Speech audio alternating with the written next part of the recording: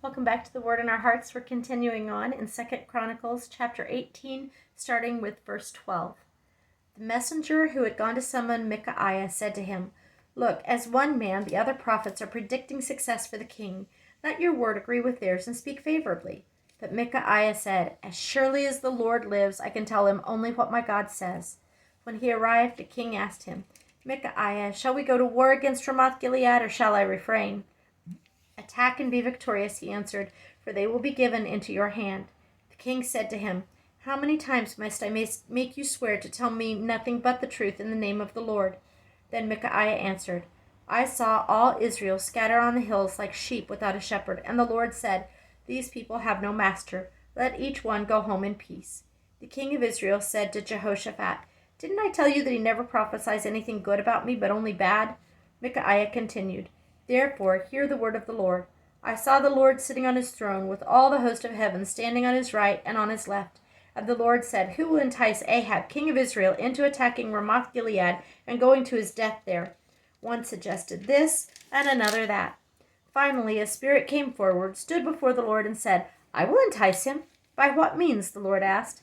'I will go and be a lying spirit in the mouths of all his prophets,' he said. 'You will succeed in enticing him,' said the Lord. 'Go and do it.' So now the Lord has put a lying spirit in the mouths of these prophets of yours. The Lord has decreed disaster for you." Then Zedekiah, son of Kenana, went up and slapped Micaiah in the face. "Which way did the spirit from the Lord go when he went from me to speak to you?" he asked. Micaiah replied, "You will find out on the day you go to hide in an inner room." The king of Israel then ordered, "Take Micaiah and send him back to Amon, the ruler of the city, and to Joash, the king's son, and say, 'This is what the king says. Put this fellow in prison and give him nothing but bread and water until I return safely.'" Micaiah declared, "If you ever return safely, the Lord has not spoken through me." Then he added, "Mark my words, all you people."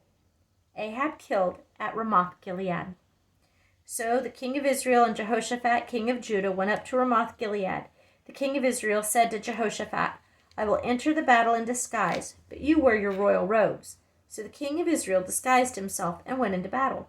Now the king of Aram had ordered his chariot commanders, "Do not fight with anyone, small or great, except the king of Israel." When the chariot commanders saw Jehoshaphat, they thought, "This is the king of Israel." So they turned to attack him. But Jehoshaphat cried out, and the Lord helped him. God drew them away from him. For when the chariot commanders saw that he was not the king of Israel, they stopped pursuing him. But someone drew his bow at random and hit the king of Israel between the sections of his armor. The king told the chariot driver, "Wheel around and get me out of the fighting. I've been wounded."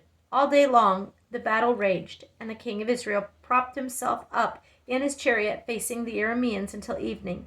Then at sunset he died. Chapter 19. When Jehoshaphat, king of Judah, returned safely to his palace in Jerusalem, Jehu the seer, the son of Hanani, went out to meet him and said to the king, "Should you help the wicked and love those who hate the Lord? Because of this the wrath of the Lord is upon you. There is, however, some good in you, for you have rid the land of Asherah poles and have set your heart on seeking the Lord." Jehoshaphat appoints judges. Jehoshaphat lived in Jerusalem, and he went out again among the people from Beersheba to the hill country of Ephraim, and turned them back to the Lord, the God of their fathers. He appointed judges in the land, in each of the fortified cities of Judah. He told them, "Consider carefully what you do, because you are not judging for man, but for the Lord who is with you whenever you give a verdict. Now let the fear of the Lord be upon you. Judge carefully, for with the Lord your God there is no injustice or partiality or bribery." In Jerusalem also Jehoshaphat appointed some of the Levites, priests, and heads of Israelite families to administer the law of the Lord and to settle disputes, and they lived in Jerusalem. He gave them these orders: "You must serve faithfully and wholeheartedly in the fear of the Lord. In every case that comes before you from your fellow countrymen who live in the cities, whether bloodshed or other concerns of the law, commands, decrees, or ordinances, you are to warn them not to sin against the Lord. Otherwise his wrath will come on you and your brothers. Do this, and you will not sin. Amariah the chief priest will be over you in any matter concerning the Lord, and Zebadiah son of Ishmael, the leader of the tribe of Judah, will be over you in any matter concerning the king, and the Levites will serve as officials before you. Act with courage, and may the Lord be with those who do well." Chapter 20. Jehoshaphat defeats Moab. After this, the Moabites and Ammonites with some of the Meunites came to make war with Jehoshaphat. Some men came and told Jehoshaphat, "A vast army is coming against you from Edom, from the other side of the sea. It is already in Hazazon Tamar, that is, in Gedi." Alarmed, Jehoshaphat resolved to inquire of the Lord, and he proclaimed a fast for all Judah. The people of Judah came together to seek help from the Lord. Indeed, they came from every town in Judah to seek him. Then Jehoshaphat stood up in the assembly of Judah and Jerusalem at the temple of the Lord in front of the new courtyard and said, "O Lord, God of our fathers, are you not the God who is in heaven? You rule over all the kingdoms of the nations. Power and might are in your hand, and no one can withstand you. O our God, did you not drive out the inhabitants of this land before your people Israel and give it forever to the descendants of Abraham your friend? They have lived in it and have built in it a sanctuary for your name, saying, if calamity comes upon us, whether the sword of judgment or plague or famine, we will stand in your presence before this temple that bears your name and will cry out to you in our distress, and you will hear us and save us. But now here are men from Ammon, Moab, and Mount Seir, whose territory you would not allow Israel to invade when they came from Egypt.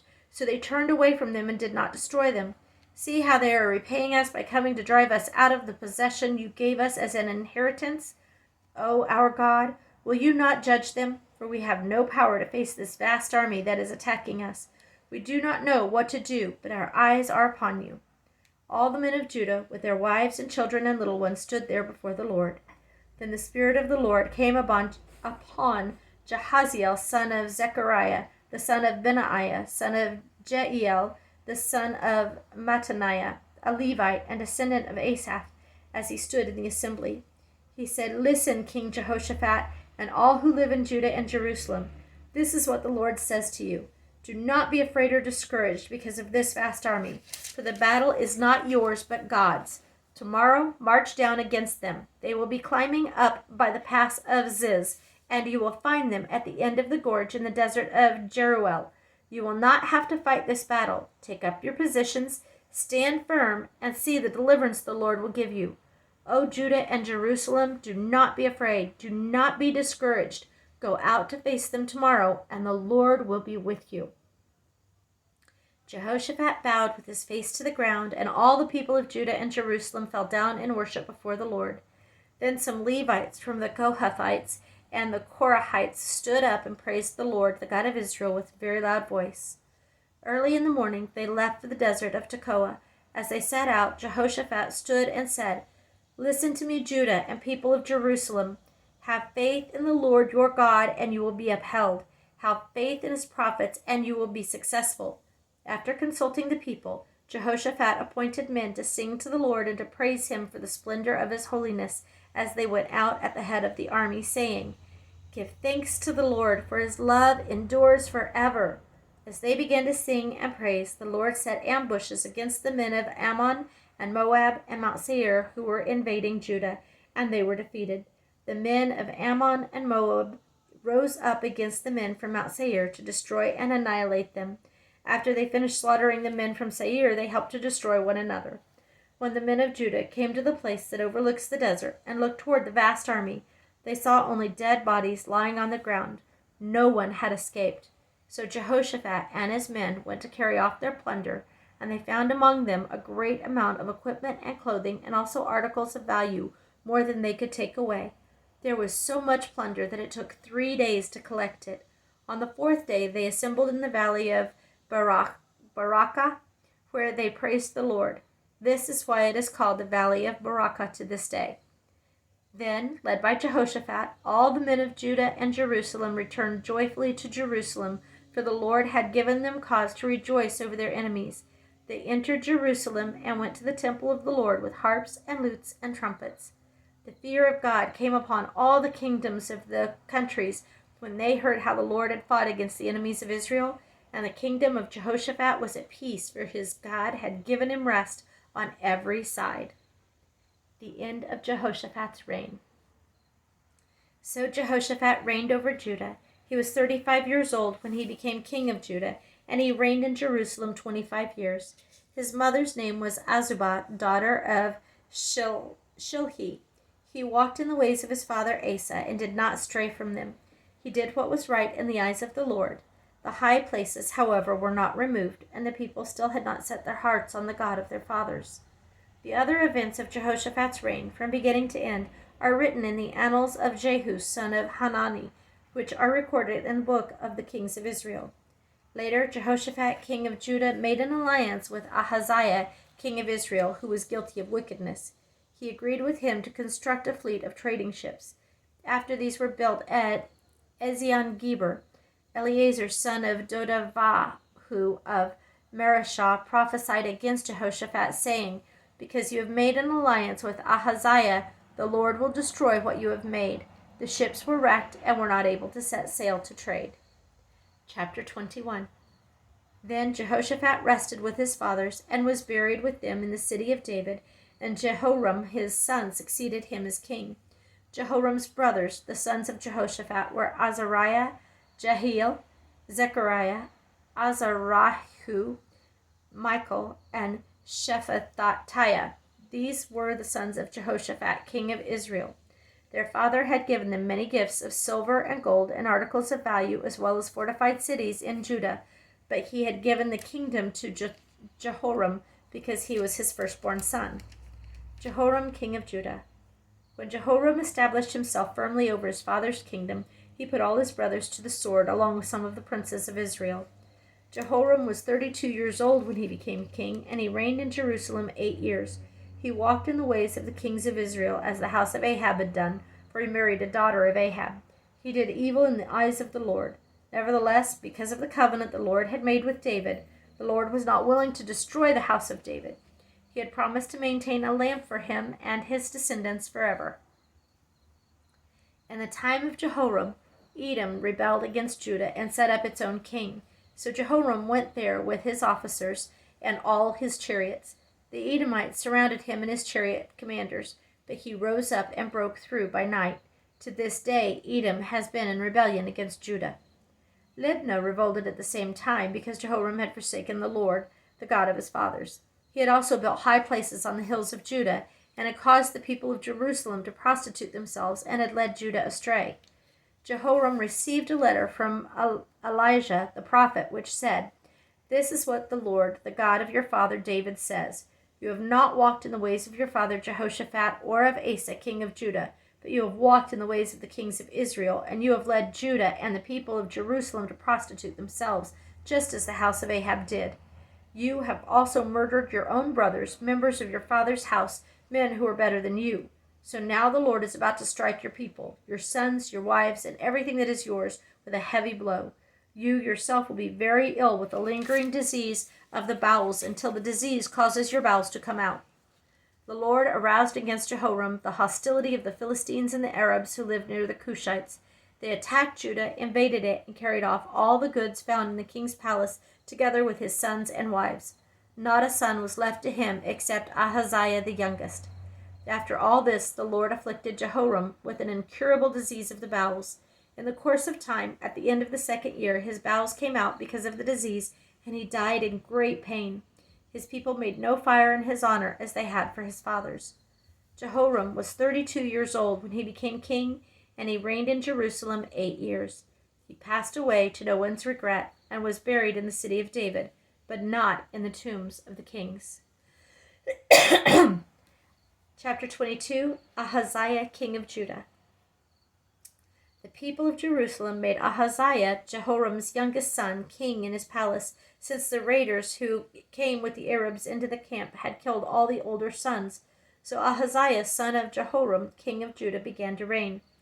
Ahaziah was 22 years old when he became king, and he reigned in Jerusalem 1 year. His mother's name was Athaliah, a granddaughter of Omri. He too walked in the ways of the house of Ahab, for his mother encouraged him in doing wrong. He did evil in the eyes of the Lord, as the house of Ahab had done, for after his father's death they became his advisers, to his undoing. He also followed their counsel when he went with Joram, son of Ahab, king of Israel, to war against Hazael, king of Aram, at Ramoth Gilead. And Arameans wounded Joram, so he returned to Jezreel to recover from the wounds they had inflicted on him at Ramoth in his battle with Hazael, king of Aram. Then Ahaziah, son of Jehoram, king of Judah, went down to Jezreel to see Joram, son of Ahab, because he had been wounded. Through Ahaziah's visit to Joram, God brought about Ahaziah's downfall. When Ahaziah arrived, he went out with Joram to meet Jehu, son of Nimshi, whom the Lord had anointed to destroy the house of Ahab. While Jehu was executing judgment on the house of Ahab, he found the princes of Judah and the sons of Ahaziah's relatives who had been attending Ahaziah, and he killed them. He then went in search of Ahaziah, and his men captured him while he was hiding in Samaria. He was brought to Jehu and put to death. They buried him, for they said, he was a son of Jehoshaphat, who sought the Lord with all his heart. So there was no one in the house of Ahaziah powerful enough to retain the kingdom. Athaliah and Joash. When Athaliah, the mother of Ahaziah, saw that her son was dead, she proceeded to destroy the whole royal family of the house of Judah. But Jehosheba, the daughter of King Jehoram, took Joash, son of Ahaziah, and stole him away from among the royal princes who were about to be murdered, and put him and his nurse in a bedroom. Because Jehosheba, the daughter of King Jehoram, and wife of the priest Jehoiada, was Ahaziah's sister, she hid the child from Athaliah so she could not kill him. He remained hidden with them at the temple of God for 6 years, while Athaliah ruled the land. Chapter 23. In the 7th year, Jehoiada showed his strength. He made a covenant with his commanders of units of 100, Azariah son of Jehoram, Ishmael son of Jehohanan, Azariah son of Obed, Maaseiah son of Adaiah, and Elishaphat son of Zichri. They went throughout Judah and gathered the Levites and the heads of Israelite families from all the towns. When they came to Jerusalem, the whole assembly made a covenant with the king at the temple of God. Jehoiada said to them, "The king's son shall reign as the Lord promised concerning the descendants of David. Now this is what you are to do. A third of you priests and Levites who are going on duty on the Sabbath are to keep watch at the doors, a third of you at the royal palace, and a third at the foundation gate, and all the other men are to be in the courtyards of the temple of the Lord. No one is to enter the temple of the Lord except the priests and Levites on duty. They may enter because they are consecrated, but all the other men are to guard what the Lord has assigned to them. The Levites are to station themselves around the king, each man with his weapons in his hand. Anyone who enters the temple must be put to death. Stay close to the king wherever he goes." The Levites and all the men of Judah did just as Jehoiada the priest ordered. Each one took his men, those who were going on duty on the Sabbath and those who were going off duty, for Jehoiada the priest had not released any of the divisions. Then he gave the commanders of the units of 100 the spears and the large and small shields that had belonged to King David and that were in the temple of God. He stationed all the men, each with his weapon in his hand, around the king, near the altar and the temple, from the south side to the north side of the temple. Jehoiada and his sons brought out the king's son and put the crown on him. They presented him with a copy of the covenant and proclaimed him king. They anointed him and shouted, "Long live the king!" When Athaliah heard the noise of the people running and cheering the king, she went to them at the temple of the Lord. She looked, and there was the king standing by his pillar at the entrance.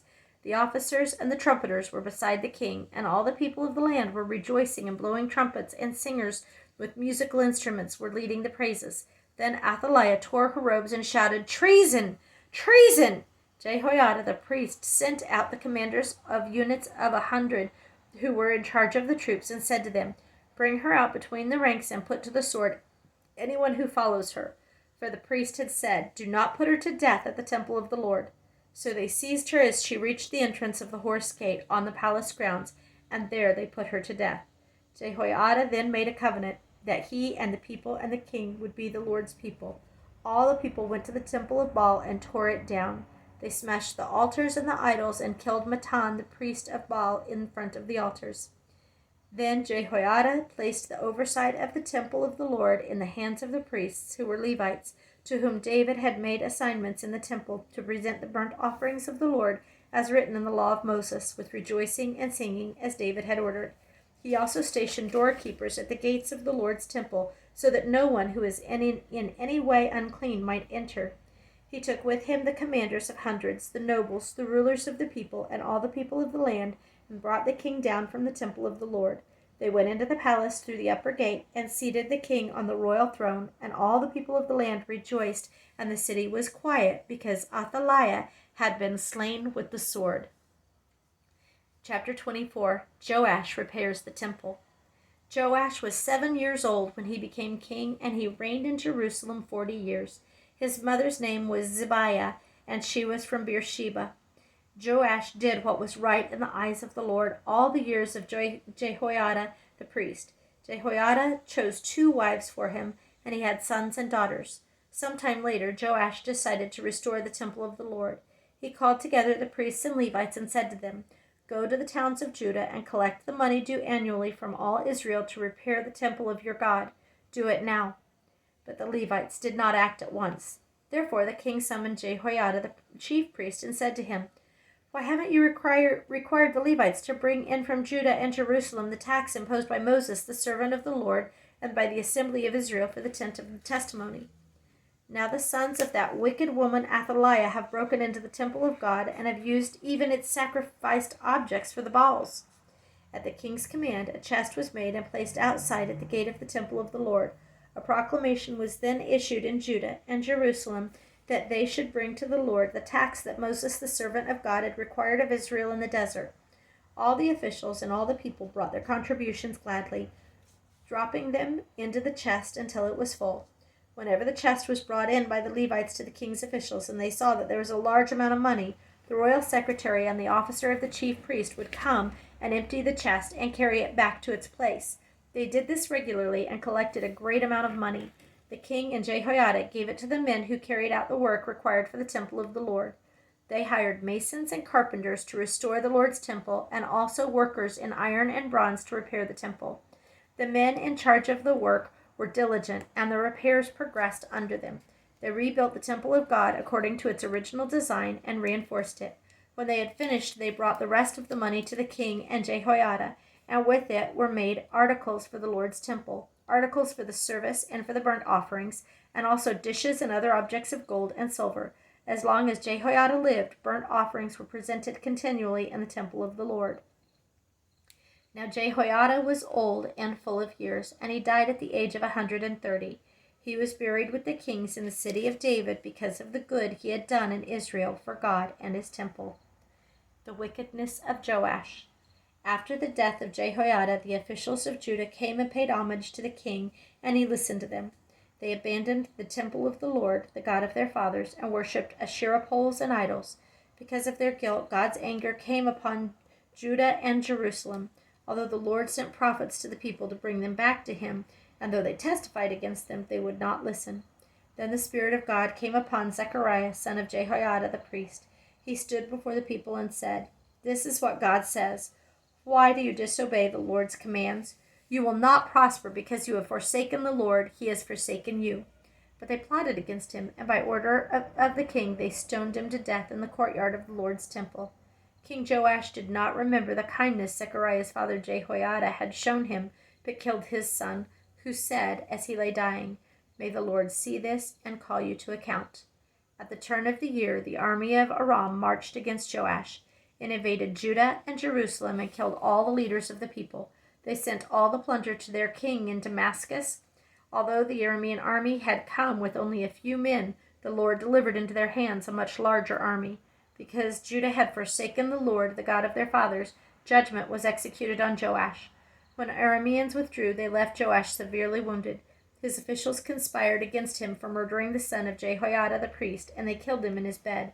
So he died and was buried in the city of David, but not in the tombs of the kings. Those who conspired against him were Zabad, son of Shimeath, an Ammonite woman, and Jehozabad, son of Shimrith, a Moabite woman. The account of his sons, the many prophecies about him, and the record of the restoration of the temple of God are written in the annotations of the book of the kings, and Amaziah his son succeeded him as king.